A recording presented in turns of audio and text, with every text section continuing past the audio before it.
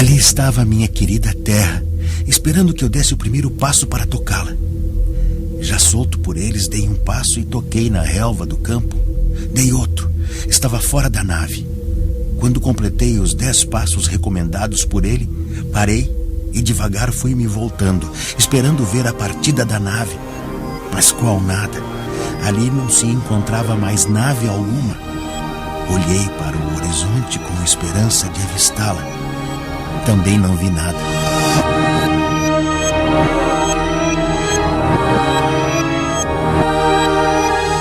Ele nos impressionou com o seu relato. Nós não chegamos à conclusão que ele não tivesse passado isso. Dentro de uma opinião científica, os detalhes, a situação, a época, deixa claro que o senhor Arthur Berletti viveu uma experiência provavelmente em outro planeta.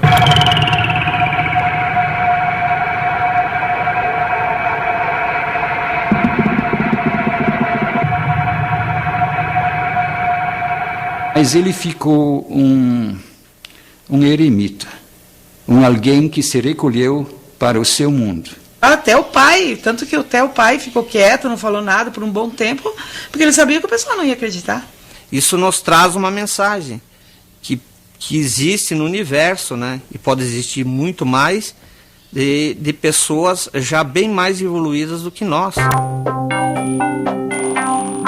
No entardecer de 14 de maio de 1958, a pacata vida do jovem Arthur Berletti, um tratorista da prefeitura da cidade de Sarandi, estaria para ser profundamente modificada. Naquele dia, Arthur iria viver uma experiência extraordinária. Estamos na estrada Natalino, que liga a esquina Natalino a Sarandi, num percurso de 18 quilômetros. Vinha eu de regresso do interior, já a caminho de Sarandi. E eram mais ou menos 19 horas.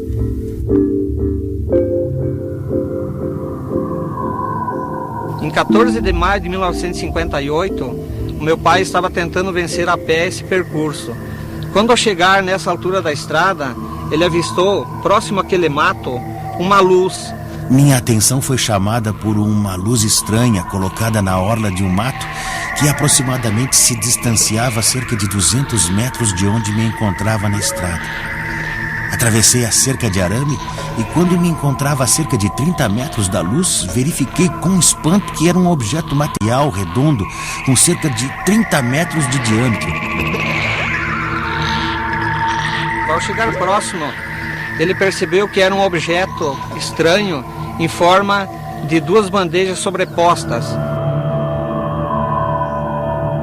Senti vontade de retroceder e fugir. Entretanto, dominando-me e procurando raciocinar em torno do que via, aproximei-me mais ainda, quando subitamente surgiram mais de 2 vultos e um fortíssimo jato de luz me foi atirado, fazendo-me perder os sentidos. Um tempo se passou, ele recuperou os sentidos e viu que se tratava de estar dentro de uma nave espacial. O objetivo desses seres não eram pegar seres humanos, né? Eram fazer experiência em plantações. Eu tive um contato com o Arthur no ano de 1969, no 2º semestre. Isso aí é uma coisa que realmente aconteceu, que naquela época é difícil de acreditar. O que mais nos tocou e nos convenceu foi com a convicção, com a certeza que ele contava as coisas que ele teria vivido e o que ele teria visto. Quando acordou, Arthur Berletti estava no planeta Akart, a aproximadamente 65 milhões de quilômetros da Terra.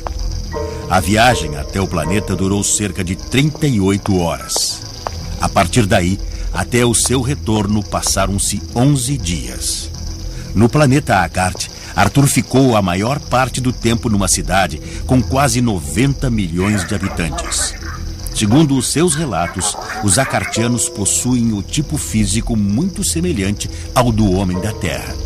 Foi através do idioma alemão que ele conseguiu se comunicar com os extraterrestres. E ele só lembra que estava dentro do local completamente isolado, que via criaturas, pessoas muito semelhantes a nós seres humanos. Ele ficou muito assustado, apreensivo, porque era um local completamente desconhecido do seu cotidiano, do seu dia a dia.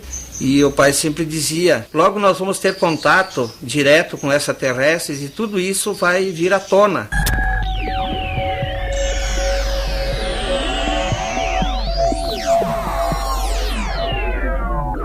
Um acartiano, cujo nome era Acork, serviu de anfitrião e guia para Arthur durante todo o tempo da viagem.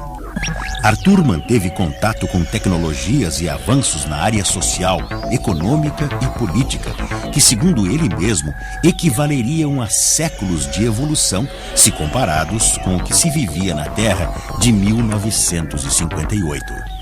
Vale lembrar que, oficialmente, a primeira viagem espacial do homem foi em 1969, rumo à Lua. Então, qual é o planeta que os senhores têm em mira? Ele fez uma cara azeda e retorceu os lábios e por fim disse: eu me desgosto ter que lhe contar, mas como o filho do sol me pediu para fazê-lo, tenho que fazê-lo. Antes ele continuar, eu, louco de medo que ele dissesse que sim, perguntei: por acaso os acartianos estão planejando invadir a Terra? Não é este o termo exato, mas é realmente na Terra que esperamos resolver este nosso problema.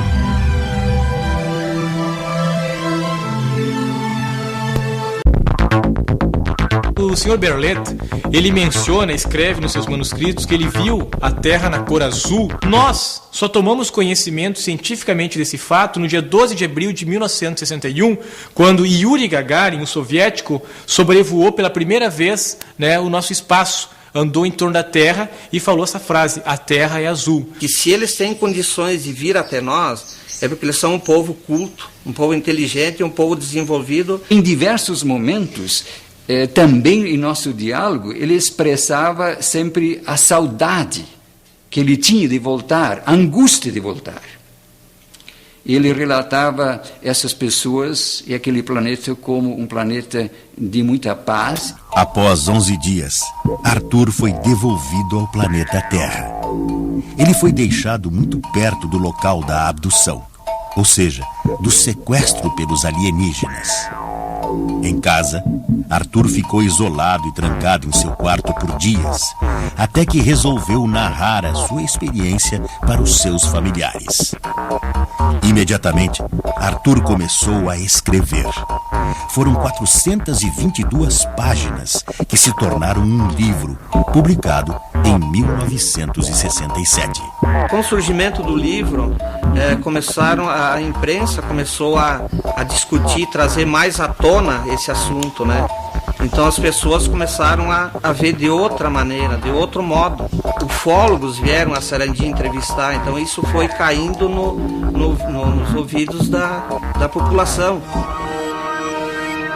Nos dias que tinha lua, que tinha estrela, que era um dia claro, que tinha aquele céu assim, sabe, que aparece todas as estrelas do mundo. Esse dia, então, nós dizia assim: pai, vamos sentar lá na frente. E daí nós pedia: pai, como é que é lá em cima, pai? Daí o pai começava a explicar, e nós olhando para cima, olhando. Aí dali um pouco, daí o pai falava tanto, a gente se encantava tanto no que ele falava, que nós nem olhava mais para as estrelas. Aí nós virava de frente para ele e ficava lá assim, ó. Sabe, aquela história assim, com a boca aberta, prestando atenção assim, nos mínimos detalhes do que ele falava.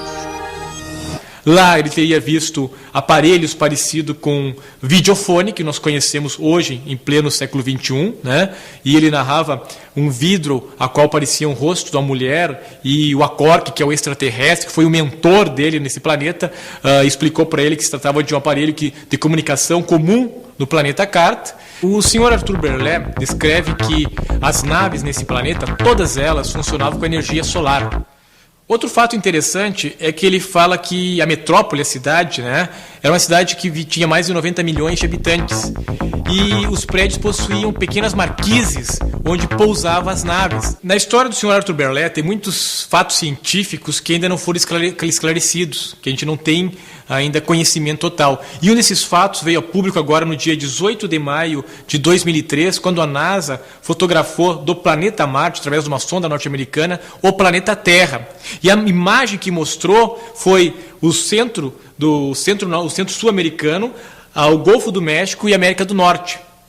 Isto o Sr. Arthur Berlet já tinha narrado em 1958, quando ele viu, através de um funil, a qual ele descreve, que evidentemente poderia estar dizendo um telescópio, né? Mas a linguagem dele usou um funil, quando a Cork apontou esse funil para a Terra e ele pôde ver nitidamente o planeta Terra, a parte sul-americana, a América Central, inclusive o Golfo do México, com todos os seus detalhes. E ele frisa que viu isto nitidamente. Só que esse fato, que pela primeira vez o ser humano tomou conhecimento dessas imagens, foi agora no dia 18 de maio de 2003, através de uma sonda norte-americana que está fotografando a planície marciana. No caso dos acartianos, eles conseguiram o sistema de abolir o dinheiro. Todo mundo trabalha e todo mundo participa. O curioso é que no livro dele, né, no original do livro dele, de 1967, ele pergunta para o Cork que dia e que horas são no planeta Terra. Aí o Cork pergunta para ele, mas em que ponto? Ele frisa, aonde eu saí, da minha pátria. É um governo único, uma religião única. E nesse momento a Cork pensa um minuto e diz, é dia 18 de maio de 1958. Né? Há exatos 45 anos, aquilo que um tratorista de prefeitura viu no interior de Sarandi, né, sem conhecimento, sem tecnologia nenhuma, através dessa narrativa da sua história em outro planeta, é o conhecimento que nós temos nos dias de hoje, passado por uma sonda norte-americana. Tudo isso vai vir à tona, entende? Então eu encaro como se ele tivesse sido um pioneiro, né?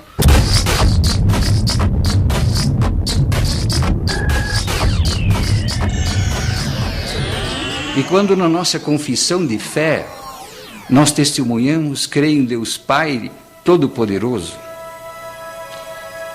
eu sempre imaginava que o nosso Deus seria muito pequeno se ele fosse um Deus só desse nosso mundo. E é por isso que ele me abriu a visão e eu diria, nós vamos descobrir realmente que o mundo vai além daquilo que nós enxergamos. Em 1958, havia na Terra umas poucas dezenas de bombas. Hoje, temos milhares delas prontas para disparar a qualquer momento. Em 1958, 1/10 da população da Terra passava fome. Hoje, 1/3 passa fome. Onde quer chegar o homem da Terra? Você sabe? Então responda, porque eu sei, mas não posso responder. Minha abdução ufológica por extraterrestres ocorreu na noite de 14 para 15 de dezembro de 1983, a mais ou menos uns 6 quilômetros da cidade de Chapecó, no estado de Santa Catarina. Eu devo ter ficado entre 10 e 11 horas no interior daquele objeto. Apareceu uma mulher de pequena estatura. Ela apresentou-se como sendo Kabbalah, mensageira do mundo de Agali, e que vinha em missão de paz. Ela me passou uma mensagem para ser distribuída a todos os